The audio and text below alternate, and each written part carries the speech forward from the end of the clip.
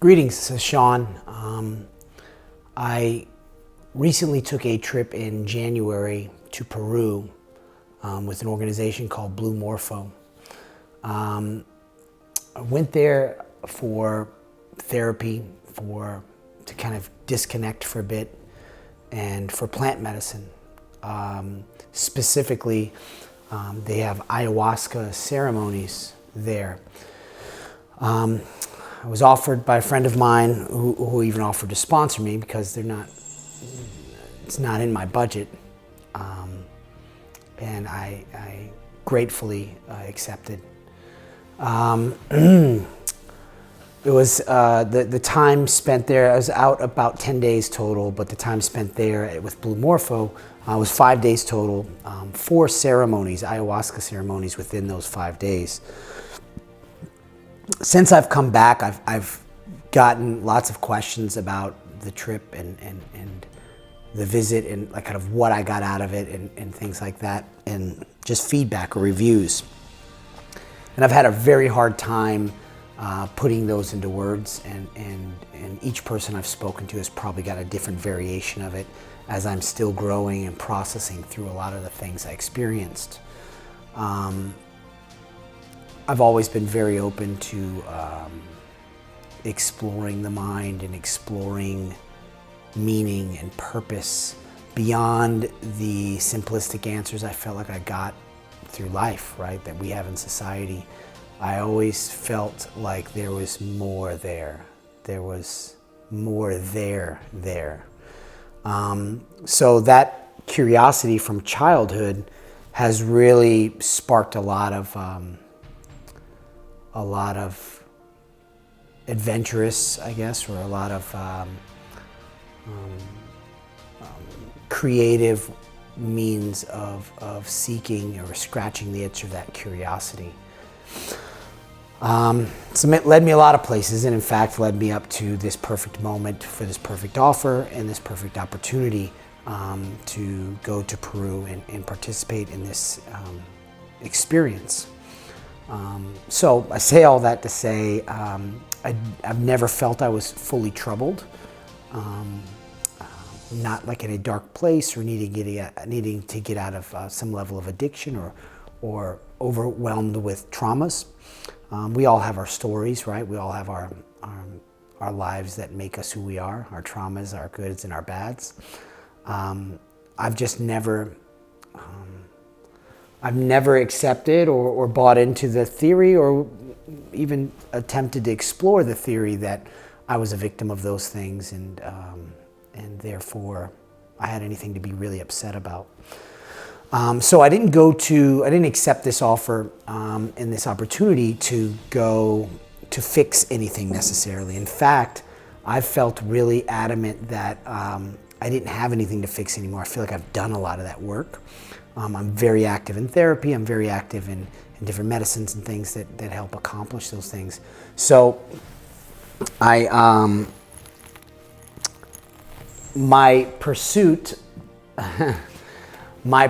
of going to seek those things or to take advantage of this opportunity was almost saying, hey, if there's extra dark things that I'm not covering and that I'm avoiding or I'm escaping from, absolutely, I'm always interested in being exposed to it and exploring. I have a curiosity for that. But my curiosity had kind of run out, and I didn't know if there was more there. So I was more excited for this experience to learn what next, like what's beyond just me and my problems, right? I wanted to find out about the universe, about existence, about meaning, about purpose. And so those were some of my motivations going into this experience. When we first arrived, there was about 30 or so people that were in this group with us from all over the world. Europeans, Australians, Americans, Africans, things like that. Everyone was getting to know each other. It was a very social and happy and exciting experience that was going on. I immediately turned to my social anxiety bad habits. I'm not very social in unfamiliar areas. I like to revert back and kind of shrink a bit in the room and just be an observer. I liken myself to a cat in that it takes a long time for me to feel comfortable in the room and the environment if it's new, for good or for bad. That said, that was my first experience there, is that everyone was there, it felt like, for social reasons, and I wasn't. And I didn't look down on that necessarily, but I didn't want to be a part of it. And I was very adamant and kind of stubborn and almost pouty in that I'm not here to socialize and meet new friends. I'm here to fix things and find truth. And so I reverted to old habits and old bad habits of non-social, antisocial, distance, disconnectedness behaviors. And nothing I'm incredibly proud of, but as an observer, it's things that I do. That said, we met up, we all had our own rooms, things like that, and we go to a ceremony room where we meet Hamilton, who's the shaman who's running this process, and kind of get an introductory meeting of what to expect, what's going to be going on, things like that. There were going to be 4 ceremonies across 5 days. The ceremonies would last anywhere between 3 to 6 hours. We would do them as a group.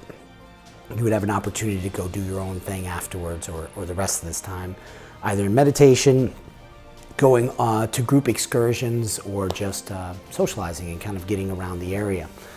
So that was kind of the layout of how things were set up. The ceremonies themselves were held around 5 p.m. every evening. So we would meet in the ceremony room, set up our own areas, mattress, things like that, and have our own private areas within a larger auditorium-style room. And one by one, well, I shouldn't say one by one, Hamilton would arrive and he would lead this. Hamilton would arrive and lead this process, and he would start it with kind of, an introductory talk to getting everything ready. Everyone kind of a pre-frame for what we're going to be experiencing soon. He was heavily focused on making sure everyone is in a meditative state, kind of quiet time, and getting just ready to receive messages. That all said, we had 4 ceremonies. They all followed a very similar theme in how they were run, right? You show up at 5, kind of an introductory talk. You line up one by one and go up to Hamilton at the front of the room, shake his hand, have a conversation with him about how you're feeling, how you experienced some things, and where you're at currently in this current moment. And together you make an assessment of how much of the medicine, how much of the ayahuasca dosage you'll receive that day. It very much felt like the hybrid between how you see a doctor and how they prescribe you, and how you go up for communion in church. So it was very much a ceremonial process like that. After you take the ayahuasca, you go back to your area, and everyone else is doing their thing, lining up until it's all complete. He partakes with it as well, and then starts the ceremony, right? The ceremony started with song, with icaros, with whistling and different things. Hamilton is extremely charismatic, very, I am extraordinarily cynical about everyone. I shouldn't say the word hate. I have a distaste for the God complex of humans. I'm internally rebellious against hierarchy, that anyone feels like they are above anyone else. I dislike when other people try to put me on a pedestal above anyone else. And I dislike anyone expecting me to put them on a pedestal above anyone else. So I'm already inherently cynical about these things, whether it be through religion, through organization, through even the gym that I belong to. I don't see other humans as above me, and I don't see myself above any other humans. That all said, I have that built-in cynicism going into all things like this. So I say all that to say that that was being fully applied to Hamilton. I was looking for holes to punch, subconsciously, not intentionally, but I caught myself looking for like, oh, why does he think he's better? Why does he think he's here and we're here, right? And the way he spoke, and the way he talked, and the way he handled himself, and the way he managed the organization, the group. I was constantly observing and judging, if I'm being honest, right? What excited me is that Hamilton passed all the tests, right? He checked all the boxes for what I was trying to find fault in. He was equal parts humble. He had great humility, very wise in his experiences over 20 years in the Amazon jungle, or over 20 years in the Amazon, studying and partaking in these kind of ceremonies. But there was never an arrogance about it. It was super down to earth, super humble, super approachable. It wasn't, I do my thing and now I go off into my palace and stay separate from the others. It was, I do my thing and I partake and hang out with the others the rest of the time. In all social environments, you couldn't tell him different from anyone else that was participating in this event. Stayed in a room just like ours. You know what I mean? Like there was a human element to it that immediately took all my defenses down with regard to my cynicism about God complex and about hierarchy. And my internal rebellion was able to relax. So that was step one of like building trust into what I'm doing here. That all said, in the ceremonies, he is basically giving a sermon. He's singing songs, he's doing ikoros, he's speaking in English and then speaking in Spanish, and like he is putting on a performance of sorts, right? It felt like I was at a concert at times, but there were messages in them. And the messages weren't about telling you what to believe, right? It wasn't about pointing you in any directions. It was about helping you detangle, at least in my interpretation, right? It was about helping you detangle directions and beliefs and long-held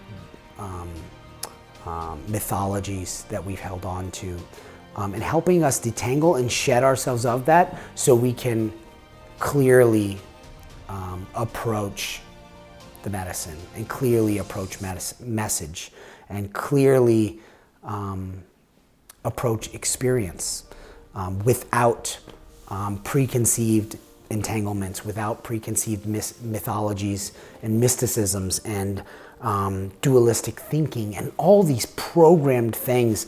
So in a way, I felt in such comfort that I wasn't being led by someone that was trying to take me to a specific direction or fit me into a specific mold.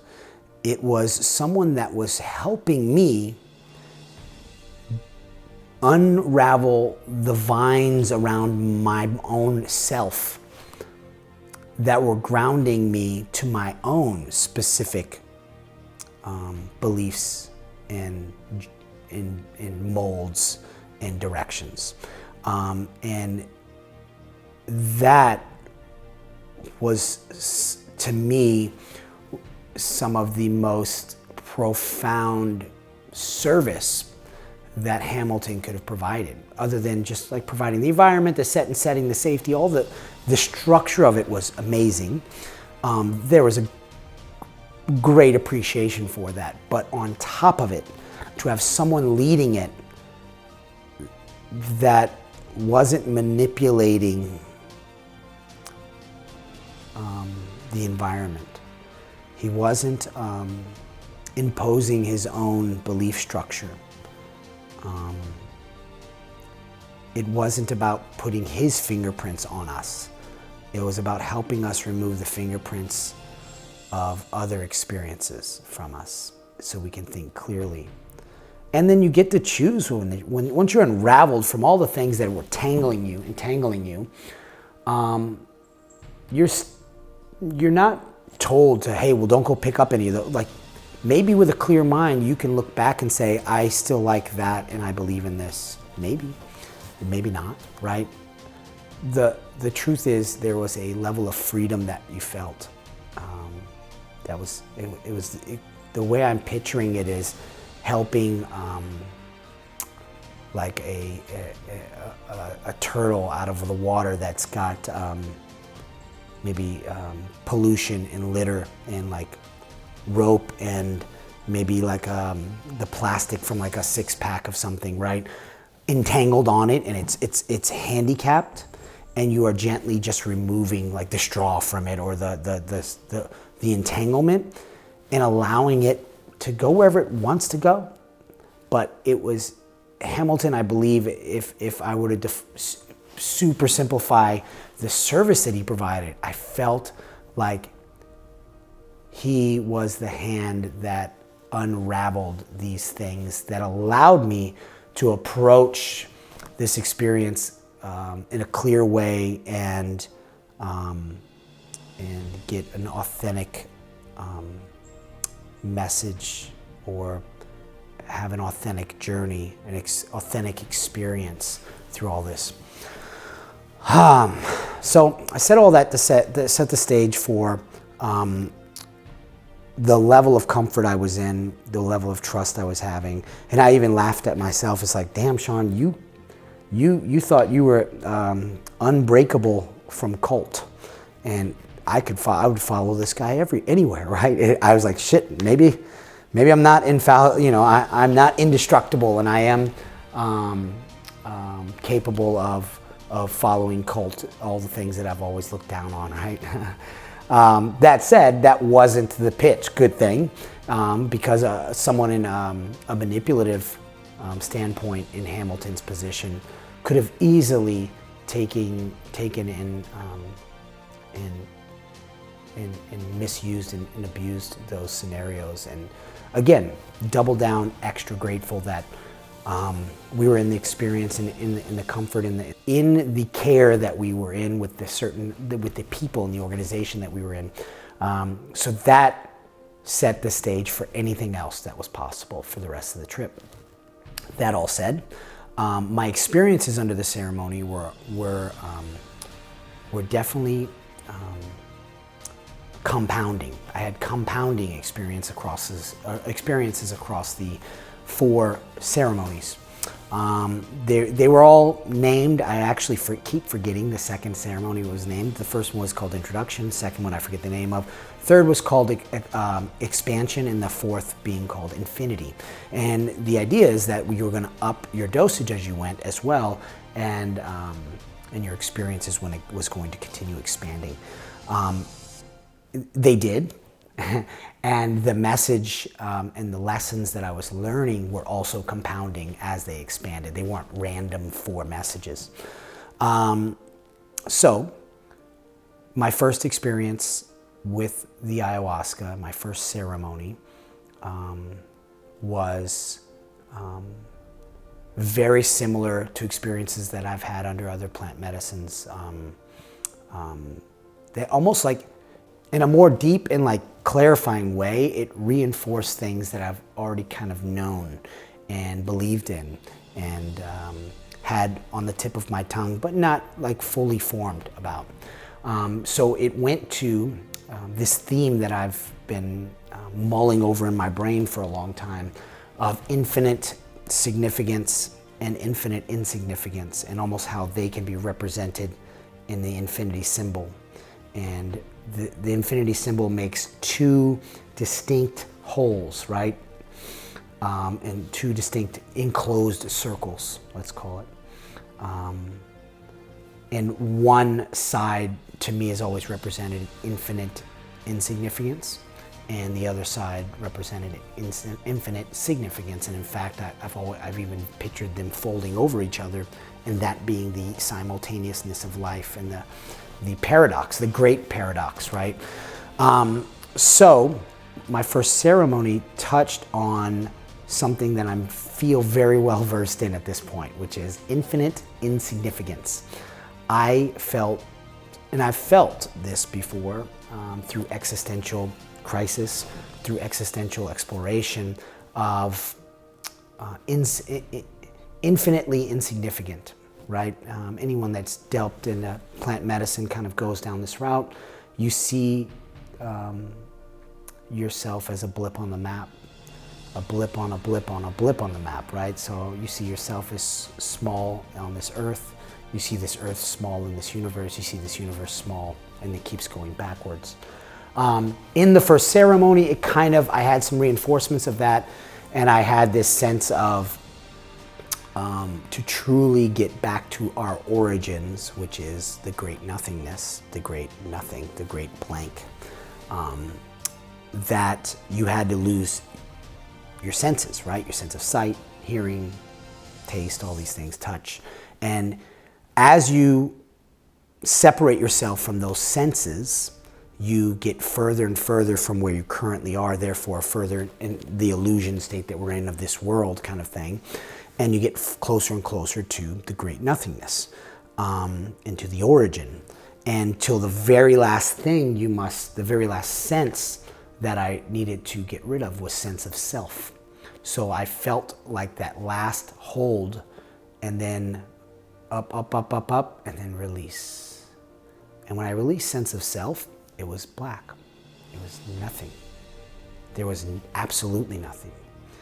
And the curiosity became, well, how, like I wanted to see the connection between what is now and what is nothing.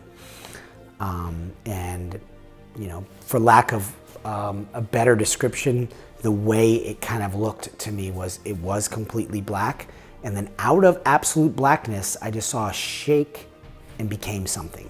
And the something became consciousness, and consciousness then something became universe and galaxies and things. And all of a sudden, all of these things came from that.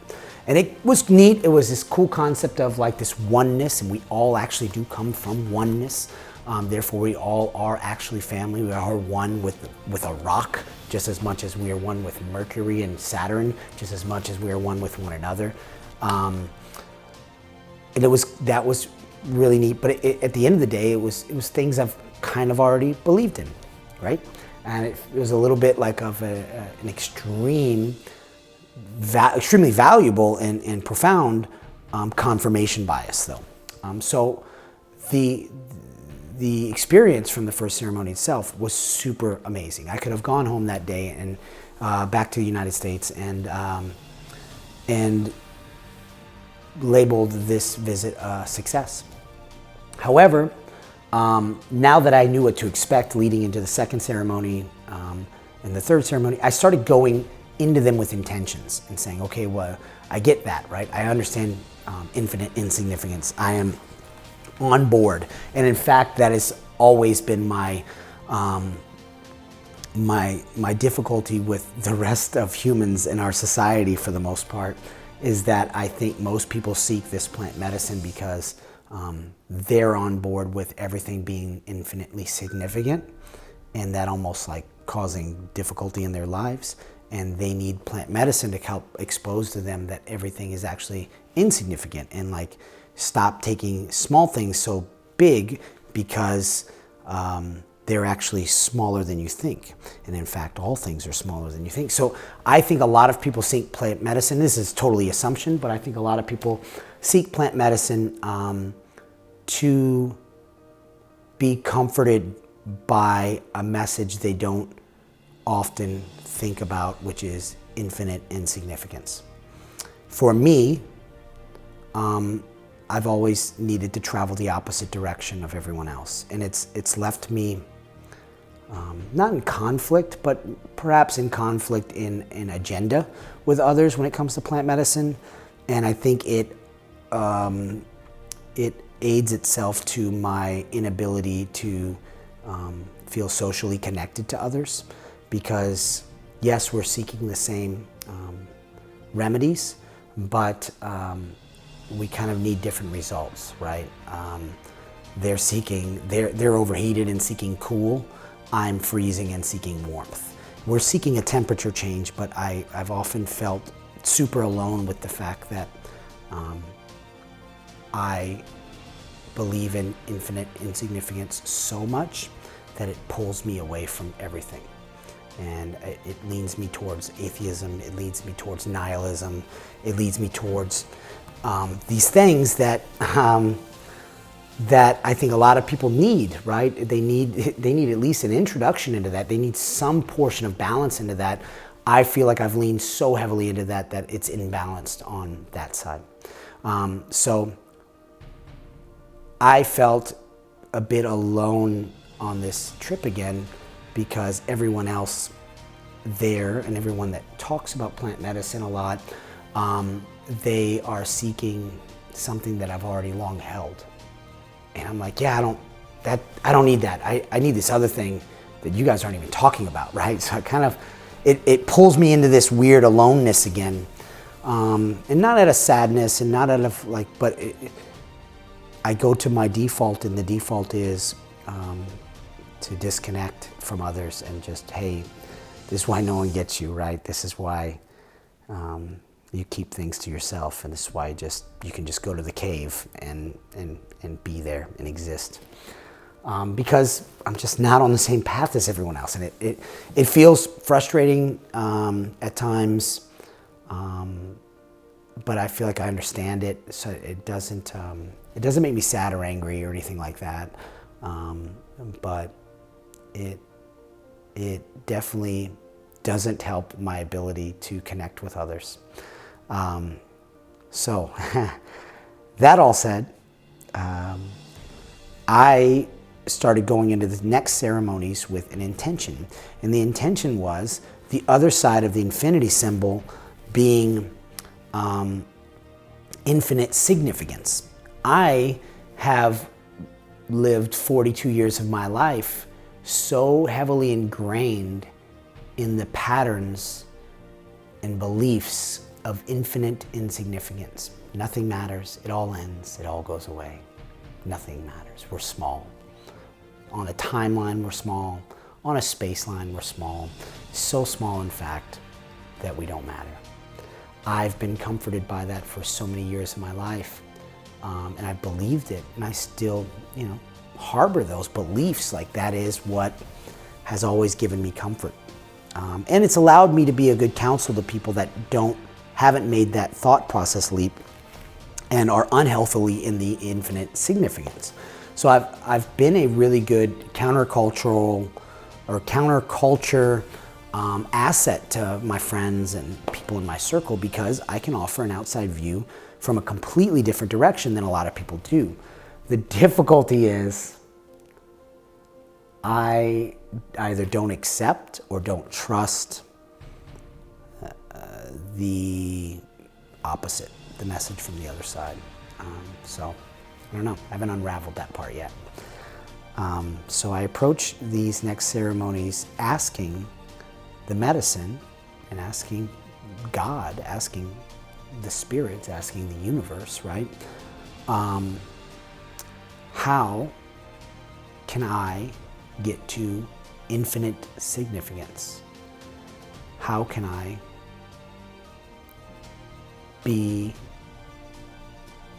fix myself? How can I balance that, right? And in the second ceremony and the third ceremony, they started coming to me a little more. The second ceremony telling, the message more so was to get lost in it, right? Get lost, and I kept picturing like the yin and the yang, right? And the black being insignificance, the white being significance. And the message was, the only way to fix your balance in a way is to get lost in infinite significance, in the silliest of things. Get engulf yourself in the significance of everything, infinitely. No, nothing is too small to make huge and to make a big deal of.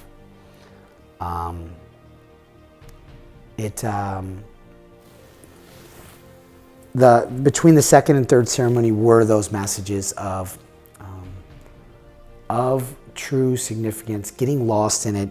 The third one, I started getting into like how though, like, you know what I mean? Like I don't want to be distant with people. I don't like my social distancing habits, and I want to be more connected, and I want to stop being afraid of the infinite, vast, infinite significance of the world. And I didn't know how to do that. And so I asked, and I'd show up an extra 30 minutes early, meditated, wrote in my notebook. And it basically was explaining that I needed to lose myself in significance. I already have 42 years of programming for insignificance. I understand it. I'll never lose it. I think there's a fear in me, and this is the stuff that came to me, there's a fear in me that if I get lost in infinite significance, I'll lose sense of the insignificance. I'll lose sense of, hey, remember though, we all came from nothing, and we, you know, these sources and whatever. And there's a deep fear of getting lost in that, because I've lived life seeing examples around me, anti-role models, let's call them, of people that were lost in significance, and like that equaled depression, that equaled suicide, that equaled living inauthentic lives. And it's something I didn't ever, it's like being around people in addiction, and you would say, well, I'll never get addicted to that because I'll never try that. Like that drug, I'm gonna stay away from that drug. You know, it's too addicting, and I've seen it destroy lives. And the truth is, I've seen the imbalance destroy lives. I haven't seen significance destroy lives, but I threw the baby out with the bathwater, right? Because I'm afraid that I can't just do the drug a little bit and not become destroyed by it. And the drug being significance, the drug being infinite significance.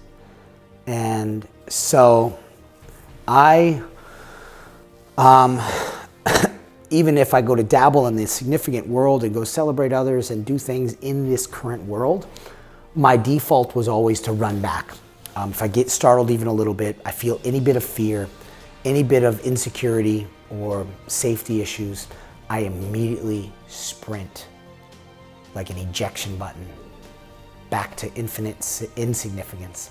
Everything doesn't matter, and that's always my default, right? I'm about to get hurt by something. Oh, it doesn't matter anyway. You know, like I would do that in very extreme cartoonish ways, but also in super subtle ways that are everywhere that were undetectable. So I recognized that fear was what was holding me back from what the medicine was telling me to do, which is get lost in the significant world, how infinitely significant everything can be. Get lost in it. And to help me with my fear of not knowing where insignificance is, not knowing true balance, that's where the infinity symbol started coming back to me again. Or I'm sorry, not the infinity symbol. That's where the yin-yang symbol started coming back to me again as a picture description of everything. And that is that I can go get lost in the white, and the medicine was even telling me, go get lost in it, dance in it, feel silly in it, let it kill you. Live in it, die in it, be reborn in it. Engulfed in significance, in the white, live in the white. And have no fear. You see that black dot inside the white of the yin-yang? That's your beacon of insignificance. You're never gonna lose it. So it was a profound opening to me that I can go get lost in the white and go get lost in significance. I pictured myself doing silly things like that I've always avoided, right? My girlfriend has a son, and he's not my son. He's got a dad in his life, and he's great. He's a great dad in his life. So I didn't ever want to like force myself to be stepdad, right? And like cross lines and cross boundaries. And it's some fear of maybe rejection, fear of like, I don't know. It's my infinite insignificant mind speaking loudly that, hey, that's not your place. Get out of there, bro. Like, don't do. And because of that, it becomes a don't do anything. So I wouldn't interact with him, not affectionate to him, not mean to him, we get along great. However, like subconsciously, I'm holding something back because I'm afraid of getting lost or embarrassed, I guess, in the significant world. Maybe called out by someone that doesn't want to, finds that silly or cringe or whatever. And I say someone, I don't know a single person more judgmental in that world than myself.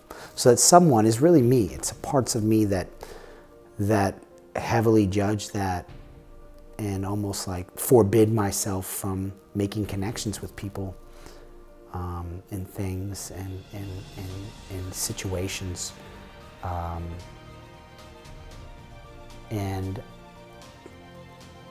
yeah, so it was very therapeutic. So in that experience in the second and third ceremony, I was seeing like myself at ball games of his, or showing up to like some daddy and donuts thing at a school if his dad couldn't make it. You know what I mean? Like just being really involved and doing the things that I would normally feel silly doing. And truly just listening to the medicine, getting lost in it, That said, on the second ceremony, I went to use the restroom. You're purging and you're throwing up and there's things, but you're able to control yourself. So I was able to walk to the restroom, spend probably who knows how long in the restroom, maybe an hour, and then I come back out to go find my bed, and everything's pitch black. You're almost like in a blind state, the way it does to your pupils, right? So you have this little red flashlight kind of holding it, not to disturb anyone else, holding it by your feet to try to find your place and go back to your bed. I got into what I thought was my bed and laid there, experienced the rest of the ceremony too. When I go to leave, towards the end when they say, hey, everyone's landing now, if you're feeling the medicine still, please stay put and hang out. And you can hang out all night and sleep here, or you can go back to your rooms, freedom to do that. So when I go to leave, I go grab my things and someone else's stuff is there. And I'm like, who put their stuff by my bed, right? I was thinking, where's my stuff? And that turns out I got into a bed that was empty next to my bed. And that guy, when he came back, he was like, somebody's in my bed, and he had to go somewhere else or whatever. It was just a funny moment, right? So for the third ceremony, I was like, oh, I got a solution. I'm gonna bring a second flashlight. And when I go to use the restroom, I'm gonna turn that flashlight on, hide it under my blanket to a degree so it doesn't disturb anyone. But when I come back from the restroom, I'll see that beacon light and I'll know exactly where to go to. I'll know it's my bed. So that was my solution. It ended up working perfectly. However, what was really neat about that is that lesson, that idea came to me and whatever, it was used as a part of the lesson in the ceremony 3, in that it said, you can go get lost in the white, go get lost in significance, because your 40 years of programming and the black dot represents your beacon of insignificance. You'll never get lost. It's there. You'll know it's there. Go use the restroom as much as you want. Be comforted in the fact that there's a beacon to bring you back to your bed. Be comforted in the fact that if you ever need it, there's a beacon that you'll never forget the insignificance. And that's one of the few times I started getting visuals. Most of these ceremonies were completely black for me. Everyone else was experiencing light and seeing animals and seeing things. It was really neat to hear people's experiences, but mine was completely black. No sound, no visuals for the most part. I saw the universe get made to a degree, but that's kind of it. This second thing was when it was about getting lost in the black, and then what came to me is Courtney. She came to me a lot in my ceremonies. She was kind of my guide. It was really neat to have her there. And Courtney came to me kind of like, her. It was a video of her in a way, or it was her. So it wasn't just a still photo. It was like actually her. But in the blackness, she was made of complete marble, right? So it was her as in white, in all white. And what I started realizing is the outline of her entire body, her cheekbones, the shadowing of the face, everything, the black, that outline is the beacon. It's a representation of the black dot in the yin yang. And it came to me that like everything, this chair, that camera, that light, is the significant, and it has an outline of black to remind you as a beacon of the insignificant. So you'll never forget it, Sean. No worries. And that was the message to me, man. You'll never forget it. Go get lost in the significant world. And the other analogy that came to me was it's like having your phone charged for the day. And it's, you know, you have enough battery. It's charged for the day. You don't need to keep plugging it in. You're good. You don't need to keep looking for a plug and going to plug it in the wall all day. It's charged for the day. I have 42 years of programming on infinite insignificance. I believe in it wholeheartedly. I don't have to ever worry about losing it. That battery is charged. I don't need to run back to it and plug it in anymore. I have enough to last me a lifetime. Therefore, here's your second half of life. Go get lost in the significance of this world. Feel silly. Attend that event. Celebrate that holiday. Enjoy people. Make connections. Get lost in the significant world. Get lost in the white. And that was a really, really beautiful epiphany that came to me in a way. And it softened me, and it made me social all of a sudden. And I went from non-social Sean that didn't want to talk and connect with anyone there to extremely social Sean that couldn't stop smiling and wanted to make eye contact with everyone and wanted to engage.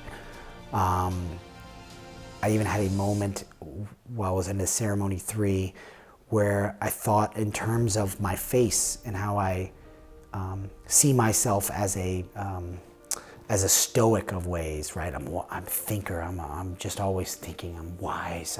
I'm an observer, right? I have these grandiose visions of myself, and I'm a deep thinker, and therefore I take on the face of a deep thinker. I'm always deep thought. I'm constantly just, and people think I'm maybe in a bad mood. I'm not in a bad mood. I'm just a deep thinker, and I developed, a bit of resting bitch face as a result of that, right? And then it just came to me like, why can't you have a resting, smiling face? You can still be a deep thinker. Why? Why does it have to rest here? Why can't it rest here? And literally, as I'm thinking that, smiling ear to ear, like cheekbones are sore, and I took my fingers like as if I had a string, and I tied the muscle with 2 little knots up there, and the message really was to smile more. And that's step 1 of going to dance and get lost in the infinite and eternal significance of the world. So that was day 3. The 4th ceremony was the final ceremony. Again, I went with more intentions. I wanted some more hows of how to navigate this world, how to get lost in it. I'm nervous about that, I guess. Additionally, I wrote names of people that I really care about, that are in my life, that are just impactful to me, whether good or bad, right? Like, they're just huge energies in my life, whether it be family, loved ones, co-workers, extended family, friends, whatever, foes even. And I wrote those names down. I just wanted to learn how to connect to them. And they were perfect examples for me. And sure enough, again, the medicine delivered, right? 4th ceremony comes, infinity. And that's when I started getting actual visuals, right? The visuals were about empathy. If I were to put it in a word, it was empathy. I learned how to not just empathize with someone, but actually become them. At first, it was visuals of me picking up like a VR and putting on that and becoming who they were. I saw my hands as them. I look in the mirror, I'm them, that kind of thing. And it was kind of neat, and I realized I could take that off and put this one on and do that with anyone. But I got out of wanting to just play with it because it was fun. It's fun. And I was curious about, can I make that real? And the easiest way for me to test that out, again, was my girlfriend Courtney, who's, again, was with me through this entire ceremony in spirit. And so I was her. And I embodied her. And I tested it out because I was cynical. Maybe not, I'm just making things happen, I'm just playing. And I wanted to see if I could actually, if I was seeing her, third person, right? And I was just empathizing with her from a distance, or if I actually was her. And at one point, the visual was me and her in the bathroom talking, and I was her, and I saw myself across the bathroom sitting against the couch, or the couch. I saw myself sitting across the bathroom, sitting against the tub. And I was her standing next to the bathroom counter. And we were talking, I don't know what the discussion was, but I saw myself and I was like, oh, wait, I am her. And I could look down at my hands. And as her, I was frustrated with me. And I remember putting my hands over my face and just saying, God, why doesn't he get me, right? And I was frustrated on her behalf with me. And I was her. And not just her in that moment. I was her in the totality of being. Imagine just for a second that you go into someone else's body and you not only have their thoughts and their memories, but you have every trauma that ever made them sad. You have everything that's ever made them laugh or giggle, feel guilt, anger, love. You even have every intrusive thought that they have, and the imp of the perverse, right? Every random thing, past, present, and future, aspirations, everything. When I became her, I had those things. And there were some personal things about her history and her traumas that I embodied and I felt. No one had to tell me about it. I felt it. And it was really deep. And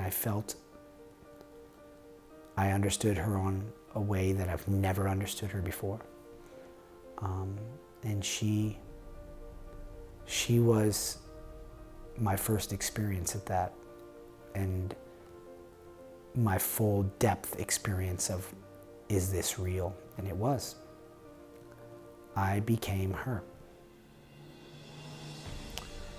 Shortly after, I realized I wanted to see if this newfound tool or this newfound gift could be applied elsewhere. So the names started coming to me of the ones that I wrote down, and I became each one of my daughters. And I became my boss. And I became a couple of the people in the room that I could hear, like they were making audible, so they would come to me, and I became them for a moment. And each time I became them, any of these people, it was the download of everything immediately. And I felt what they feel. And it made me empathetic to them. In a lot of that process, I met with my father, who's on his deathbed right now, and we have an estranged relationship. And I was able to forgive him, believe it, and like actually forgive him, and empathize and feel his struggle. I saw my mother briefly. My mother passed when I was 4, so I don't have a huge memory of her anyway, but it was kind of interesting because what I saw was, it didn't, it almost like was a depiction of how much I have in my head to use, right? I literally saw, I was an infant, and I was seeing her first person as myself, infant, looking up, and she was, I think, breastfeeding me, because I saw boob, areola, nipple, and then I saw her from that direction, kind of like taking care of me. But it was brief. But it was rifling through all these significant people in my life, and it was something I've never, ever, ever felt before. It became a roadmap, or at least a guide, a guiding stone towards what the message has been for me the whole ceremony, is to get lost in the infinite significance of this world and others. And if I can make them infinitely significant, then I'm on the path. So it was profound. In summary, I cried a lot, I purged a lot, I was in deep thought a lot. Before going to this ceremony, I would have maybe hesitated from saying I'm an atheist, because I didn't like that fixed description of it, or that fixed title. But I'm as close to it without calling it that as possible, right? Nihilist, all these things, all these labels. That all said, I had the most religious, spiritual experience during my time with Blue Morpho and at these ceremonies in Peru than I've ever even remotely experienced in my life. I can't overemphasize how profoundly enriching, how deeply impactful these moments were. And it wasn't here. It wasn't a head high. It wasn't things I saw and believed in and had a conversation. It was here. It felt spiritual. It felt body high. It was feeling. I saw my ex-wife and empathized with her and her life and her upbringing and just things I've done to her. And it made me no longer bitter about us and her and things we've gone through. And it made me want to hug her. I didn't know how that would be taken by her, but it made me incredibly apologetic for the type of human I've been for 42 years. Not that I've been a fucking horrible, miserable person to be around, but I feel like I've been incredibly imbalanced, and that affects people, and that affects others, and it obviously affects myself.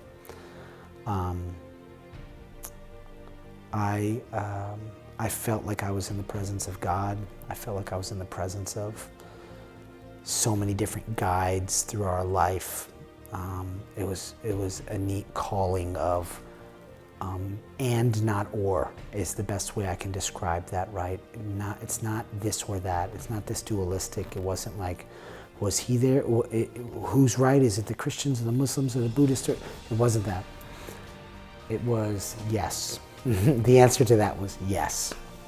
Jesus was there. Yes. Buddha was there. Yes. Gaia was there. Yes. The universe was there. Yes. This source was there. Yes. God was there. Yes. I felt that. I didn't see it. No one told it to me. I didn't hear it. It wasn't a sensory like that. It was here. And I can't unfeel that again. I can't quite put it into words, and I think even trying to doesn't do it quite the right amount of justice. But it was a feeling. And I had a lot of moments where I was just bawling, crying throughout this trip. Not just during the ceremonies, in retrospect the next morning and things like that. Just never a sad tear. I've cried more in the last month than I've likely cried my entire life. And it was more of an overwhelmed cry, or cry of happiness, of enlightenment. So I say all that to say it was profoundly spiritual, profoundly religious. I don't even want to define it in any way other than that, right? I don't want to define it as like, that's what I am now, I'm this religious or whatever. I don't even know. I have no clue. That's what I'm telling you. But I tell you this, I'm excited about getting lost in it. I'm excited about making it infinitely and eternally significant. Unafraid of embarrassment, unafraid of cringe, unafraid of challenge, unafraid of differing opinions and rejection and whatever. Because my fear of those things always ran me back to infinite insignificance. And I don't need to go back there anymore. I'm not losing it. I just don't need to charge that battery anymore.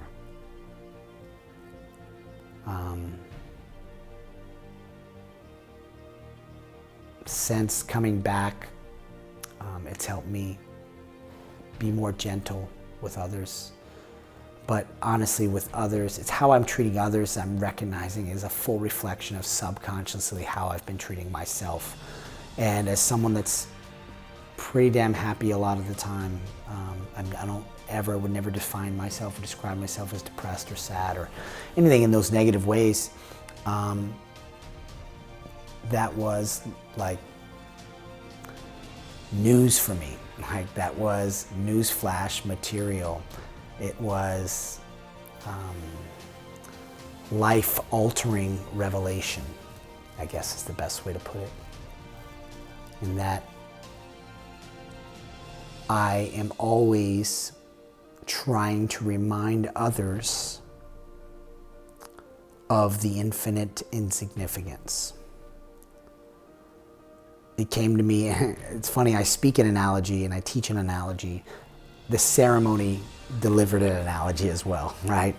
The medicine was showing me like, Sean, it's equivalent to us playing a game of Monopoly and me getting frustrated with the game, flipping the table and just being like, this is a stupid game anyway, doesn't matter, let's pull out real bank accounts and compare that. Let's pull out real estate and compare that, huh? This dumb game. And you looking at me and saying, yes, Sean, I know it's a game, buddy. We both agreed to play this game. Can we play the game? I get that you have more money than me and it's just a game. But we said we were gonna play this game. Can we just play the game, buddy? And in fact, the universe and everything's telling me like, hey, not only do we already know this is a game and we agree that it's a game, you picked this game. This is the game you chose. Can we just play the game? Enjoy the game. Get lost in this game. The ups, the downs, and everything in between.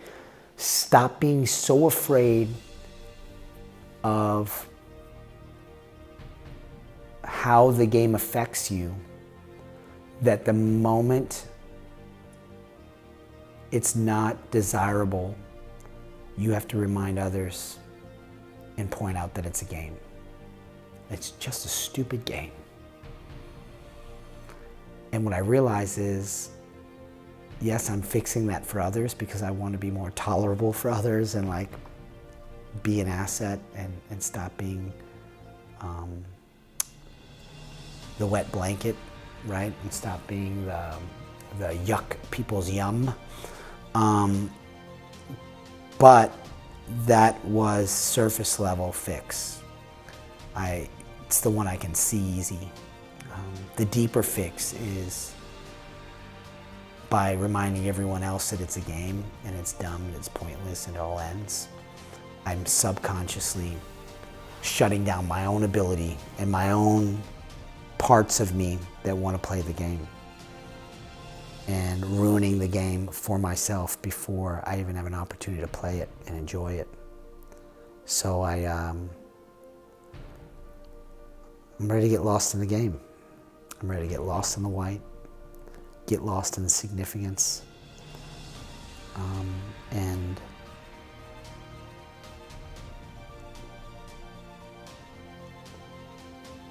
lastly, I've been listening to a lot of Alan Watts lately. He described this story that may not be, it's this parable, I guess, story of an astronaut that comes back from outer space, and they ask him about God in heaven, and the astronaut says, yeah, I've seen God, and she is black.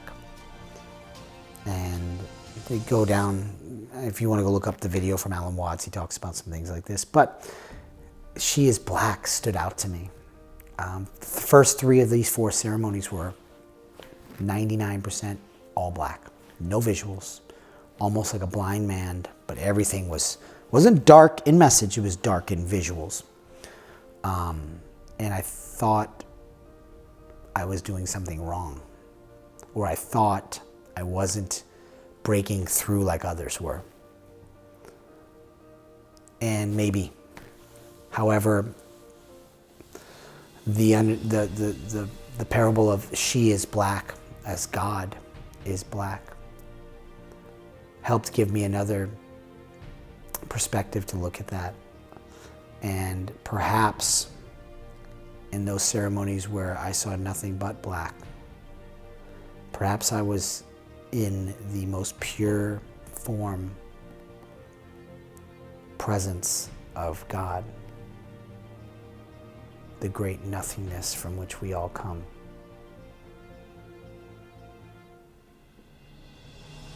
I'd like to think so. I'm continuing down this journey, study, trying to learn from this. I believe that I'm still processing the medicine. It's still affecting me. It's not an overnight change, and I've taught myself to be gentle, or I'm teaching myself to be gentle with myself, even if I stumble, and even if I fall, and even if I slip up into old patterns and old habits. I can't wait to return. I'm very interested in working with Blue Morpho and providing value to them however I can. I trust what they're doing, what Hamilton is doing, and I can't wait to bring people to this experience. I am definitely a full-on evangelical about this experience now, and I think this is only just the beginning.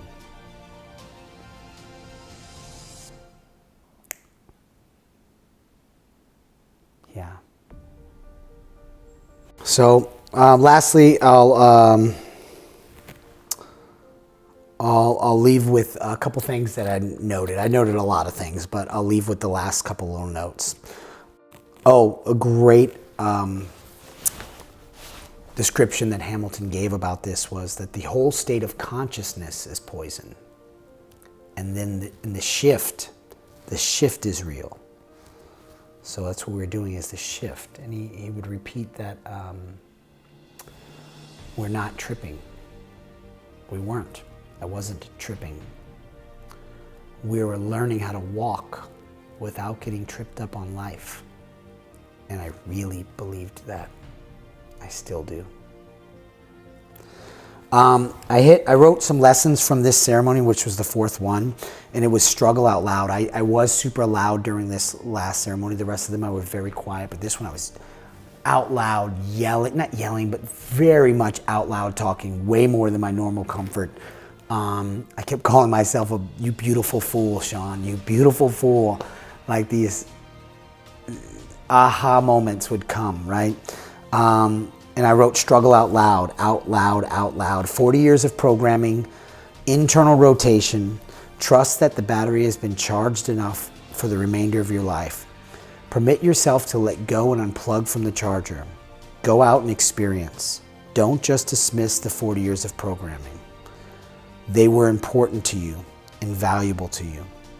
The answer isn't to throw them away. You don't balance extreme with extreme. Stop reacting to the past or the secular world. Stop trying to balance things and just be the balance of things. Live out loud. External rotation, shoulders back, head high, hands open. Make eye contact, have conversation, say the thing. Don't run to the charger simply out of programming. Smile more. Your face is your face. Look at your face. Smile. Becoming everyone will allow you to understand everyone. Will help you to empathize with everyone. Become them. Feel them. Be them. They are you. Be gentle with others, with yourself, with all parts of you, with all parts of others, with the world, with the universe. Gentle. In movement, in thought, in feeling, in action, in reaction. Be gentle. Your talent is you, not what you can do. That is a skill. Your talent is you. These are more from Hamilton. You have to stop trying to fix the story and realize you are the storyteller. Set the example for how others will treat you by how you treat yourself. It's that simple. No need to go back to the past. Tell your new story now. Practice the discipline of yes. Align yourself with your intentions and say yes to all things that align with your intentions. Say no to nothing. Only say yes to things that align. Orient to the yes. Orient to the wins. When you orient consistently, over days and weeks and months, you get exponential growth. And this was an exchange I heard from Toby, one of the guys that was with us in Hamilton during some of the sharing time. Toby said about his experience or his ceremony that it was overwhelming.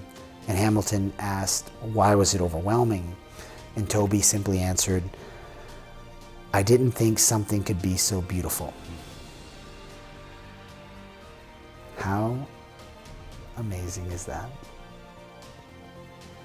Dance in the significance of it all. Get lost in it, live in it, die in it, be in it. Significance, significance, significance.